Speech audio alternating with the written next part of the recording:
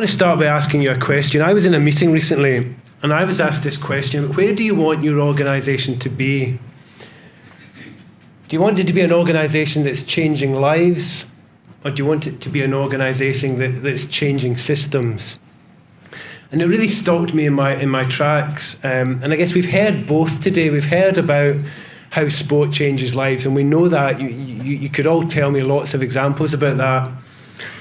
And I guess we've heard today about some of the challenges to the systems in sport and how we may want to look to change those so that children's rights are protected and respected.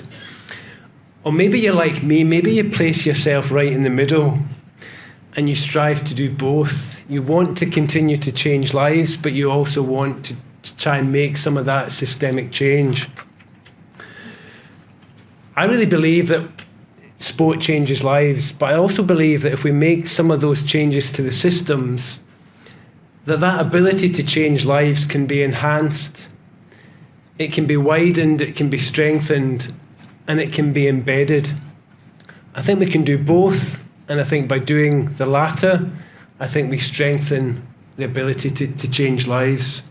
And none more so than thinking about how do we change the systems of sport to embed children's rights. We've heard from some amazing young people today. I want to introduce you and let you hear the voice of another amazing young person who can't be with us, but I hope that you're going to hear his voice. I'd like to tell you about a young man that I got to know over a period of time when I was working in Leicester. And Paul, as a young child, experienced really quite substantial adversity and trauma.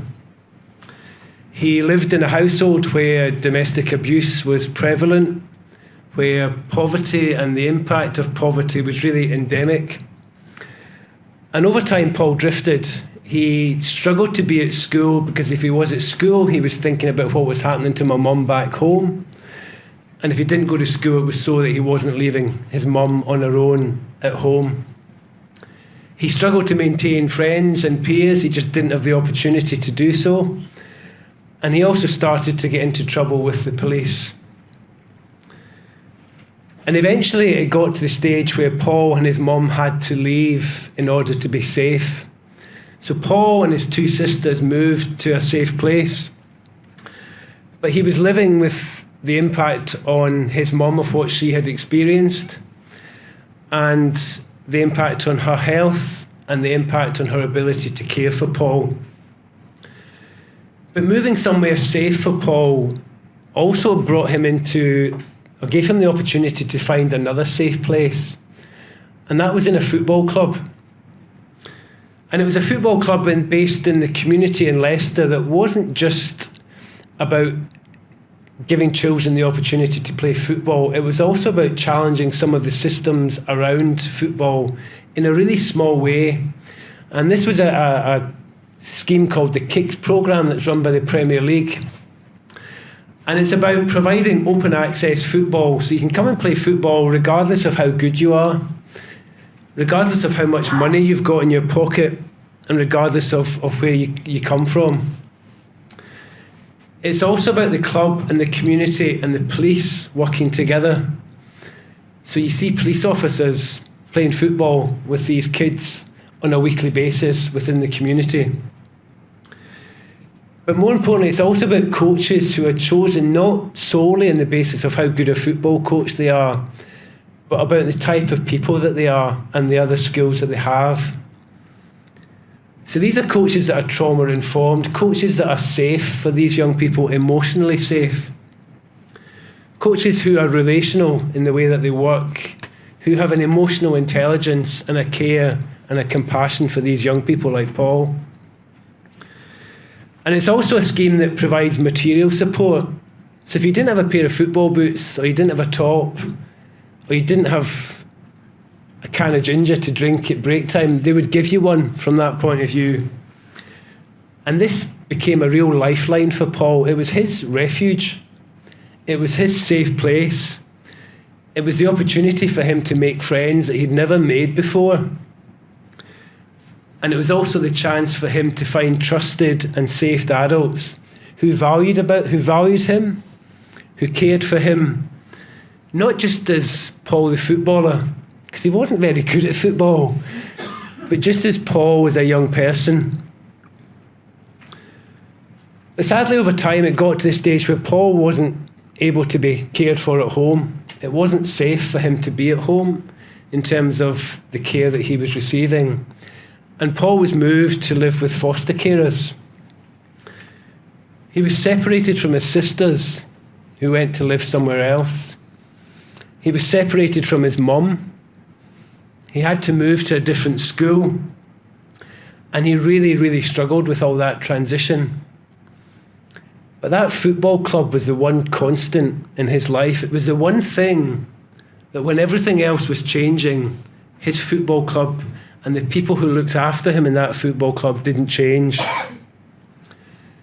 The football remained the same. The adults and coaches remained the same. His friends remained the same. And as I said, it was the only thing in life that didn't change for Paul at that stage. But that football club tried to respond by making other really small systemic changes that would benefit Paul. So when they would hold review meetings, normally at a review meeting it's a social worker and a school and maybe the carers. Paul wanted his football coaches to be part of these review meetings. So they were. And they were able to give him a voice. They were able to talk about the positive things that he was achieving in that football club.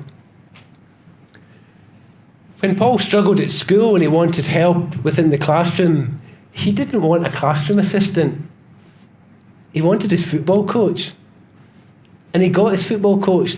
They made changes to those really small systems so that he had somebody who he knew, who he was safe with, and who was able to give him that support. But the greatest thing that these coaches ever did for Paul was they helped him to change his language and to change his thought process. So Paul didn't talk about what his needs were. Paul began to talk about what his rights were. So Paul would say, I've got the right to play football regardless of whether I'm any good or not.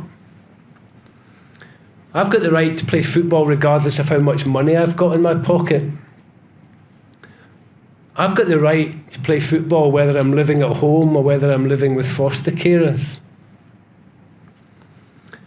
I've got a right to be supported by the adults in my life and the adults that I choose to have in my life, whether that's my carers or my coaches. I've got the right to have friends. I've got the right to be supported at school. I've got the right for my voice to be heard. But the two that really got to everybody who listened to him, I've got the right to see my mum. I've got the right to live with my sisters.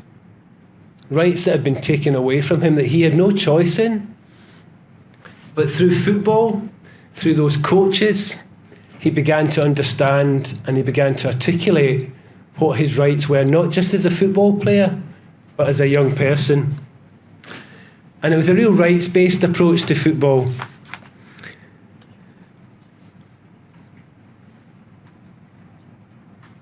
Now, I know you're all hoping that I'm going to finish this with the fairy tale ending. I'm telling you that Paul became the next Jamie Vardy for Leicester City. That he scored 50 goals and he found himself a wine who was going to take Colleen Rooney to court. That was never, ever going to happen for Paul. But it wasn't about football. It wasn't even just about changing his life. Football saved his life. And the miracle wasn't in terms of him becoming this fabulous footballer. The miracle was the fact that he got real life care, real life support, real life trauma recovery, and he became a real, remarkable young person. And that was because of his coaches, but coaches who didn't want to just change lives, but coaches who were determined to change some of the systems around that could help to enhance and to strengthen and to widen the way that they were able to change his life. And in that meeting that I was at, where I was asked that question, we were also asked another question. And that was, how would you describe to a Glasgow taxi driver what a rights-based approach is? And I'm not going to claim the credit for this, because it was one of my colleagues. And she said it's about standing up for children.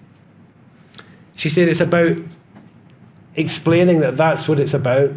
If we're going to have a rights-based approach and we're going to ensure that children's rights are protected, it's about standing up for children, exactly the way that Paul's coaches did for him within that football club.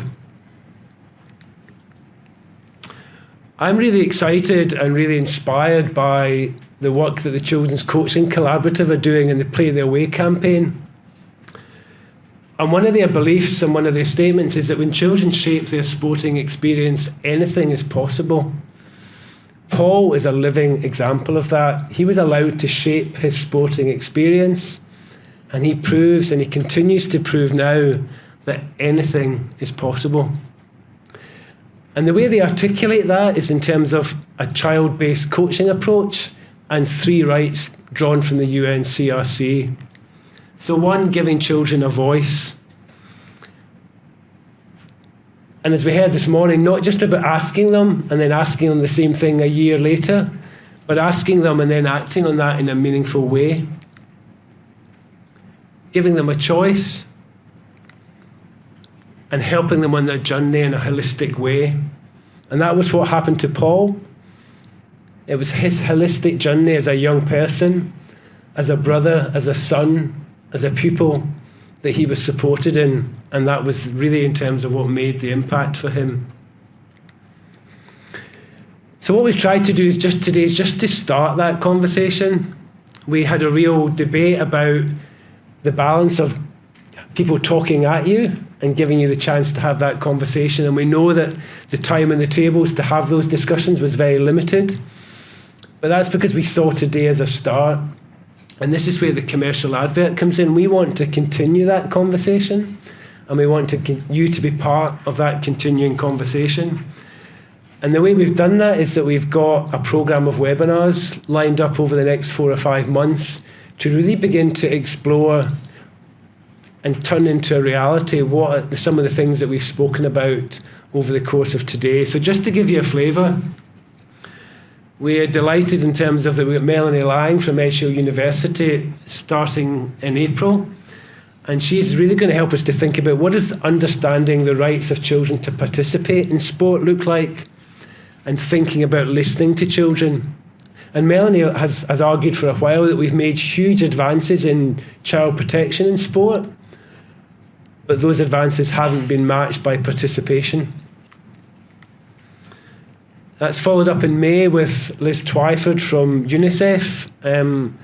I don't know, one of Liz's colleagues, Zara, is here with us today somewhere. Yep, hi Zara. And Liz is going to help us just develop that conversation about children's rights in elite sport and just to explore some of those other aspects. As I said, we're hoping and discussing with the Coaching Collaborative to hear more about what child-centred and child-based, rights-based coaching looks like with the Play Their Way campaign.